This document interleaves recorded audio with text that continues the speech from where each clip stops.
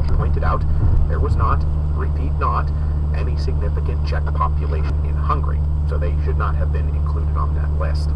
And while I'm here, I may as well also mention to my patriotic Czech listeners, yes, indeed, I know that there is a Prague Revolution that's going to go along with all of this general 1848 madness.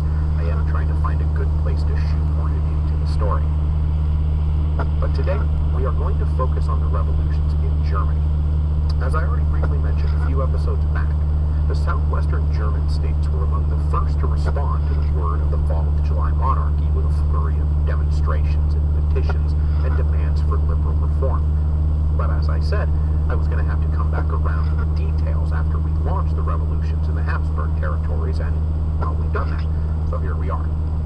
So in today's episode, I want to cover those early details, then introduce a few of the more important German revolutionaries, and then wrap it all up with the insurrection in Berlin that exploded after word of the fall of Metternich hit the city.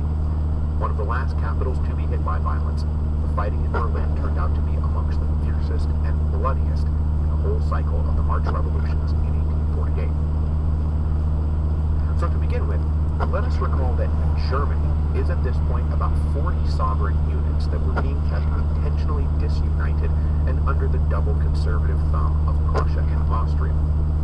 Though the population of Greater Germany was still mostly rural, artisans and their guilds were still strong in the urban areas and presently under threat from industrial factory goods and the rising competition created by the breaking down of that lattice work of customs barriers and the creation of the Pan-German Customs Union called the Zollverein. Now, though the Zollverein was destabilizing from an economic perspective, it was also a key step in the project of liberal nationalism in Germany. And remember, in Germany at this point, liberalism and nationalism are essentially synonymous, as the men and women of the middle-class intellectual set who wanted to shake off repressive conservative absolutism and introduce civil rights and the rule of law naturally believed that the only way that it could be done was by sweeping aside the 40 different little sovereign units and joining all Germany together into a thing called Germany. But there were, among that intellectual set, more radical voices who did want to push things even further than mere unification and a few civil rights. And I want to introduce you to two of them right now.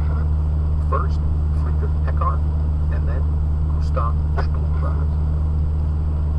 So Friedrich Heckart was born in September 1811, making him 36 years old when the revolutions of 1848 broke out. He was born in the Duchy of Baden, one of those middle-sized German states down in the southwest that already had a